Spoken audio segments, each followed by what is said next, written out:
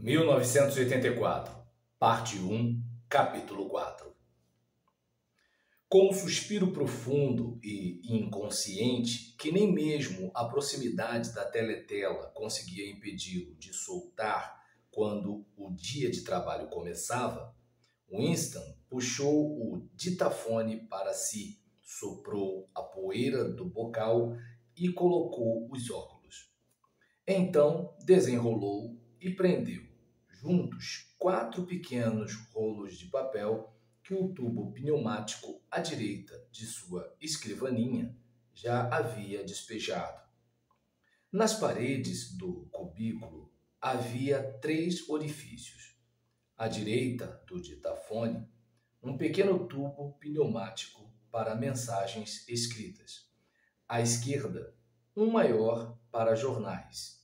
E na parede lateral, próximo do braço de Winston, uma fenda larga, oblonga, protegida por grades de arame. Esta última era para descarte de lixo de papel. Fendas semelhantes existiam aos milhares ou dezenas de milhares por todo o edifício, não apenas em cada recinto, mas em intervalos pequenos em cada corredor. Por algum motivo, elas foram apelidadas de buracos da memória.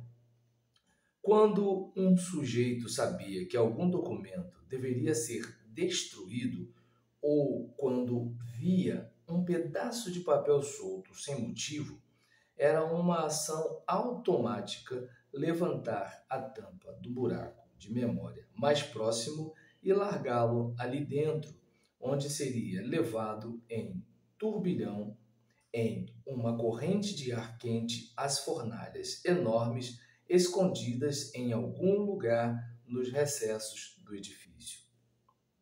Winston examinou os 4 pedaços de papel que havia aberto. Cada um continha uma mensagem de 1 ou 2 linhas no jargão abreviado, não de fato novilíngua, mas consistindo majoritariamente de palavras em novilíngua, que era usado no ministério para propósitos internos. Elas informavam: Times 17.3.84, discurso, GI África, imprecisões, retificar. Times 17.12.83, previsões, 3 PT, quarto trimestre, 83 erros de impressão, verificar, edição hoje. Times 14.2.84, minibum citado incorreto, chocolate, retificar. Times 3.12.83, relatório GI, ordem dia, duplo mais não bom, ref A. Pessoas, reescrever, total, mostrar sup, pré-arquivo.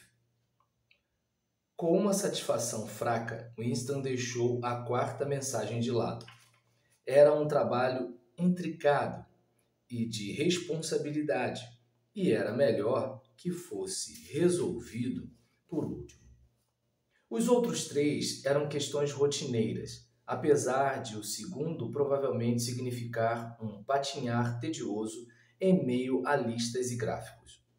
Winston digitou, entre aspas, edições antigas, na teletela e convocou as edições apropriadas do The Times, que saíra do tubo pneumático depois de uma demora de apenas poucos minutos.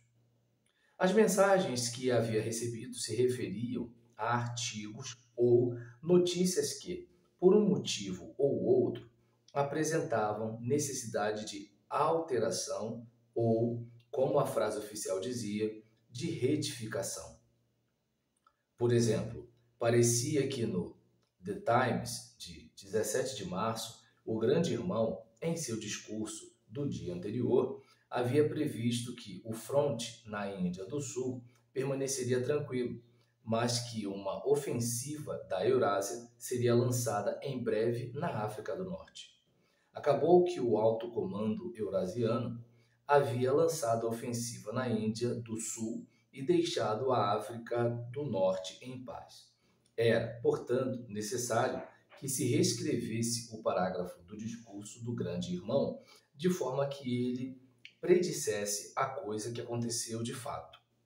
Ou, de novo, o The Times, de 19 de dezembro, havia publicado as previsões oficiais de produção de diversas classes de bens de consumo no quarto trimestre de 1983, que era também o sexto trimestre no nono plano trianual. A edição de hoje continha uma declaração da produção real que fazia parecer que as previsões estavam grosseiramente erradas. O trabalho de Winston era retificar os dados originais para que concordassem com os mais recentes. Em relação à terceira mensagem, ela se referia a um erro simples que poderia ser corrigido em poucos minutos. Pouco tempo antes, em fevereiro, o Ministério da Abundância havia lançado uma promessa, abre parênteses, entre aspas, juramento categórico, foram as palavras oficiais, fecha parênteses, de que não haveria diminuição do racionamento de chocolate durante 1984. Na verdade, Winston estava ciente, o racionamento de chocolate seria reduzido de 30 gramas para 20 no fim daquela semana. Tudo o que era necessário era substituir a promessa original por um aviso de que provavelmente seria necessário reduzir o racionamento em algum momento de abril. Assim que Winston lidou com cada uma das mensagens, ele prendeu suas correções impressas pelo ditafone com clipes de papel à cópia apropriada do The Times e as empurrou no tubo pneumático. Então, com um movimento que era o mais inconsciente possível, amassou a mensagem original e qualquer anotação que ele mesmo houvesse feito e as lançou no buraco da memória para serem devoradas pelas chamas. O que acontecia no labirinto invisível a que levavam os tubos pneumáticos ele não sabia com detalhes, mas sabia de modo geral. Assim que todas as correções vistas como necessárias em qualquer edição particular do The Times fossem reunidas e coladas, aquela edição seria reimpressa, a cópia original destruída e a cópia corrigida colocada nos arquivos no lugar. O processo de alteração contínua se aplicava não apenas a jornais, mas a livros, periódicos, panfletos, pôsteres, folhetos, filmes, trilhas sonoras, desenhos animados, fotos, qualquer tipo de literatura ou documento que poderia concebivelmente ter qualquer significado político ou ideológico. Dia após dia e quase minuto após minuto, o passado era atualizado. Dessa maneira, todas as previsões do partido poderiam se revelar com evidência documental estarem corretas. Tampouco era permitido o registro de qualquer item de notícia ou expressão de opinião que entrasse em conflito com as necessidades do momento. Toda a história era um palimpsesto, apagada e reinscrita exatamente com a frequência necessária. Em caso nenhum teria sido possível, uma vez que estivesse feito, provar que qualquer falsificação havia ocorrido.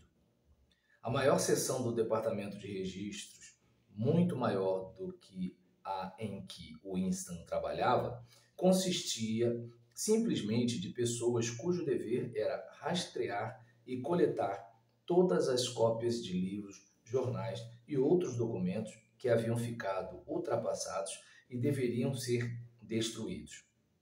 Uma edição do The Times que poderia, por causa de mudanças em alinhamento político ou profecias erradas ditas pelo grande irmão, ser reescrita uma dúzia de vezes ainda permanecia nos arquivos com a data original e nenhuma outra cópia existia para a contradizer.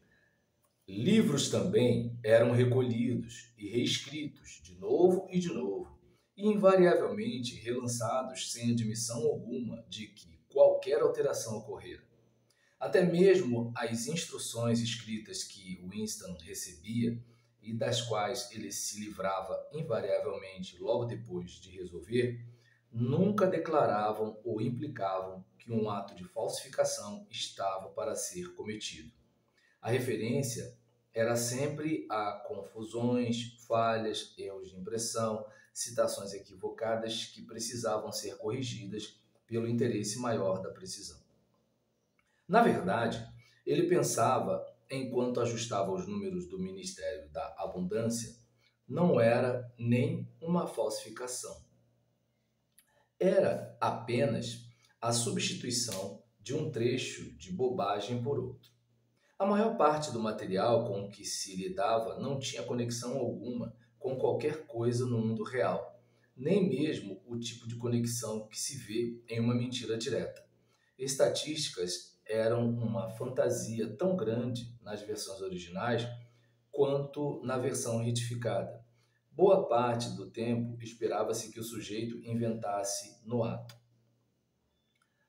Por exemplo, a previsão do Ministério da Abundância estimava que a produção de botas para o trimestre seria de 145 milhões de pares. A produção real foi de 62 milhões. Winston, no entanto, ao reescrever a previsão, marcou o valor para baixo, para 57 milhões, para que se permitisse a afirmação usual de que a meta havia sido superada.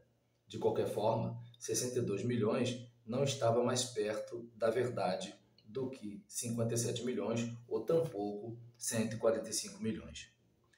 Era muito provável que não houvesse se produzido bota alguma. Mais provável ainda, ninguém sabia quantas botas haviam sido produzidas, nem se importava com isso. Tudo o que se sabia era que a cada trimestre um número astronômico de botas eram produzidas no papel, enquanto talvez metade da população da Oceania estava descalça. E era assim com toda classe de fato registrado, grande ou pequeno. Tudo desbotava em um mundo de sombras em que, enfim, até a data do ano havia se tornado incerta. Winston espiou o outro lado do salão. No cubículo correspondente do outro lado, um homem pequeno, de ares precisos e cavanhaque escuro, chamado Tillotson, estava concentrado no trabalho, com um jornal dobrado no joelho e os lábios bastante próximos do local do ditafone. Ele tinha um ar de quem tentava manter o que dizia um segredo entre ele mesmo e a teletela. Ele ergueu os olhos e os óculos dispararam um reflexo hostil na direção de Winston. Winston mal conhecia Tillotson e não fazia ideia de que função ele exercia. As pessoas no departamento de registros não falavam voluntariamente sobre suas funções. No longo saguão sem janelas, com suas fileiras duplas de cubículos e o infinito farfalhar de papéis e murmurar de vozes, falando com os ditafones, havia uma dúzia de pessoas as quais Winston não conhecia de nome, apesar de vê-las se apressando diariamente, indo e voltando pelos corredores ou gesticulando durante os 2 minutos de ódio. Ele sabia que no cubículo ao lado do seu, a mulher pequena com o cabelo cor de areia trabalhava todo dia sem cansar, apenas rastreando e excluindo da imprensa os nomes de pessoas que tinham sido vaporizadas e, portanto, eram consideradas como se nunca tivessem existido. Havia uma certa adequação nisso, já que seu próprio marido havia sido vaporizado um par de anos antes. E a uns poucos cubículos de distância, uma criatura amena, inefetiva e sonhadora chamada Amplefort, com orelhas muito peludas e um talento surpreendente com rimas e métricas, envolvia-se em produzir versões truncadas, versões definitivas, chamavam-se, de poemas que haviam se tornado ideologicamente ofensivos, mas que, por um motivo ou outro, deveriam ser mantidos em antologias. E este saguão, com seus cerca de 50 funcionários, era apenas uma subseção, uma única célula, como se diria, da complexidade gigantesca do departamento de registros. Além, acima, abaixo, havia outros enxames de funcionários envolvidos em uma multidão inimaginável de trabalhos.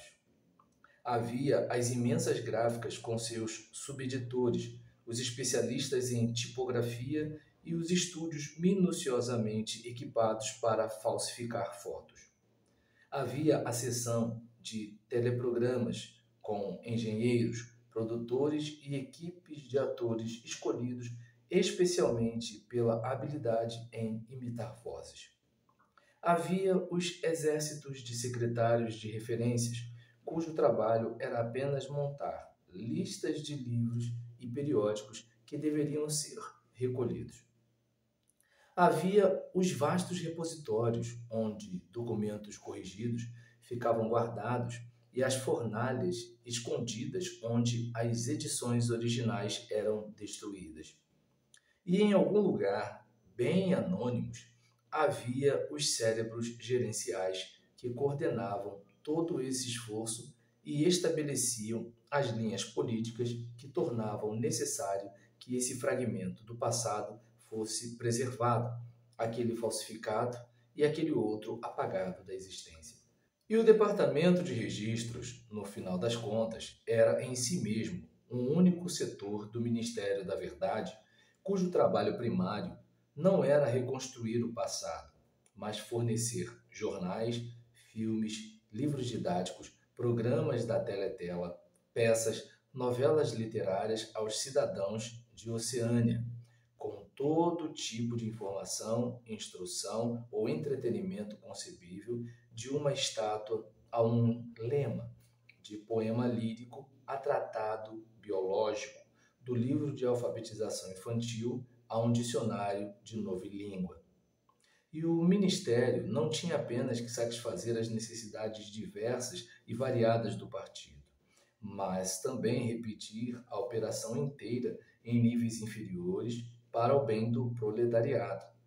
Havia uma cadeia inteira de departamentos separados lidando com literatura proletária, música proletária, drama e entretenimento em geral.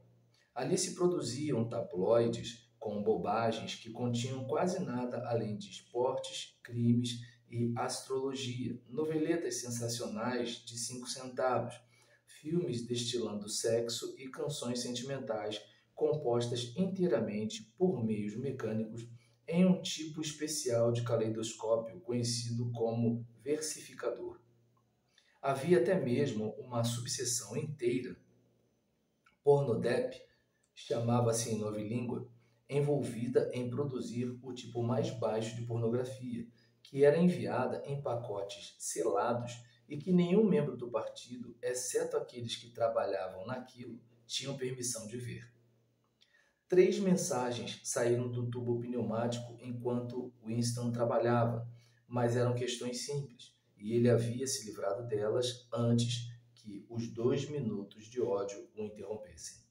Quando o ódio terminou, voltou ao cubículo, pegou o dicionário de novilíngua da estante, empurrou o ditafone para o lado, limpou os óculos e se ajeitou para o trabalho principal da manhã. O maior prazer na vida de Winston estava em seu trabalho. A maior parte era uma rotina tediosa, mas, incluídos nela, havia também trabalhos tão difíceis e intricados que era possível se perder neles como nas profundezas de um problema matemático, peças de falsificação delicadas em que não existia nada para guiar a mão do falsificador, exceto o conhecimento dos princípios de Saussure e sua própria estimativa do que o partido queria que você dissesse. Winston era bom nesse tipo de coisa. Ocasionalmente, haviam até mesmo lhe confiado a retificação dos artigos principais do The Times, que eram escritos totalmente em novilíngua. Ele abriu a mensagem que deixara de lado antes. Dizia: Times 3.12.83. Reportagem GI Ordem Dia duplo mais não bom refs despessoas reescrever total mostrar sup pré-arquivo em V-língua ou inglês padrão. Isso poderia ser interpretado como a reportagem da ordem do dia do Grande Irmão no The Times de 3 de dezembro de 1983 é extremamente insatisfatória e faz referência a pessoas que não existem. Reescrever por completo e enviar rascunho para a autoridade superior antes de arquivar. Winston passou os olhos pelo artigo mencionado. A ordem do dia do Grande Irmão parecia havia focado principalmente em elogiar o trabalho de uma organização conhecida por FFCC, que fornecia cigarros e outros confortos aos marinheiros nas fortalezas flutuantes. Um certo camarada, Whiters, um membro proeminente do núcleo do partido, havia sido destacado para uma menção especial e recebido uma condecoração, a Ordem de Mérito Conspícuo Segunda Classe. 3 meses depois, a FFCC havia sido dissolvida de súbito, sem motivo dado. Podia-se presumir que Whiters e seus associados estavam agora em desgraça, mas não havia relato algum da questão na imprensa ou na teletela. Isso era esperado, já que era incomum que criminosos políticos fossem colocados em julgamento ou até mesmo publicamente denunciados. Os grandes expurgos envolvendo milhares de pessoas, com julgamentos públicos de traidores e criminosos do pensar, que faziam confissões abjetas de seus crimes e eram então executados, eram espetáculos especiais que não aconteciam mais do que uma vez a cada 2 anos. Era mais comum que pessoas que tivessem caído em desgraça com o partido apenas desaparecessem e nunca mais se ouvisse falar delas. Nunca se tinha a menor ideia do que havia acontecido com elas. Em alguns casos, podiam nem estar mortas. Talvez 30 indivíduos que Winston conhecera pessoalmente, sem contar seus pais, haviam desaparecido em um momento ou outro. Winston coçou o nariz gentilmente com um clipe de papel. No cubículo do outro lado, camarada Tillotson ainda se encurvava cheio de segredos sobre seu ditafone. Levantou a cabeça por um instante. De novo, o hostil reflexo dos óculos. Winston se perguntou se camarada Tillotson estava envolvido no mesmo trabalho que ele. Era perfeitamente possível. Um trabalho tão complicado nunca seria confiado a uma pessoa só. Por outro lado, entregá-lo a um comitê seria admitir de forma aberta que um ato de falsidade estava acontecendo. Era muito provável que cerca de 12 pessoas estivessem agora trabalhando em versões rivais do que o Grande Irmão havia dito de fato. E muito em breve, algum cérebro mestre no núcleo do partido selecionaria esta ou aquela versão, reeditaria e colocaria em movimento os processos complexos de cruzar referências que seriam necessários e então a mentira escolhida passaria para o registro permanente e se tornaria a verdade. Winston não sabia por que Whiters havia caído em desgraça. Talvez fosse por corrupção ou incompetência. Talvez o Grande Irmão estivesse apenas se livrando de um subordinado popular demais. Talvez Whiters ou alguém perto dele fosse suspeito de tendências hereges. Ou talvez, o que era o mais provável de tudo, a coisa havia acontecido apenas porque expurgos e vaporizações eram uma parte necessária da mecânica do governo. A única pista real estava nas palavras refs des pessoas, que indicavam que Whiters já estava morto. Não se podia partir do pressuposto invariável de que este era o caso quando indivíduos eram presos. Às vezes, as pessoas eram libertadas, autorizadas a permanecer em liberdade por até 1 ou 2 anos antes de serem executadas. Muito ocasionalmente, algum sujeito que se acreditava estar morto há muito tempo fazia uma reaparição fantasmagórica em algum julgamento público, no qual implicaria centenas de outros com seu testemunho antes de desaparecer, desta vez para sempre. Waters, no entanto, já era uma despessoa. Ele não existia. Ele nunca existira. Winston decidiu que não seria suficiente reverter a tendência do discurso do grande irmão. Era melhor fazer que lidasse com algo totalmente sem conexão com o assunto inicial. Ele poderia transformar o discurso na denúncia usual de traidores e criminosos do pensar, mas aquilo era um pouco óbvio demais, enquanto inventar uma vitória no fronte ou algum triunfo de superprodução no nono plano trianual poderia complicar demais os registros. Uma peça de fantasia pura era necessária. De súbito veio à sua mente, como se já estivesse pronto, a imagem de um certo camarada, Ogilvy, que havia morrido em batalha fazia pouco, em circunstâncias heróicas. Havia ocasiões em que o grande irmão devotava sua ordem do dia a comemorar algum membro humilde do partido, oficiais comuns cuja vida e morte ele exibia como um exemplo que merecia ser seguido. Hoje, ele comemoraria o camarada Ogilvy.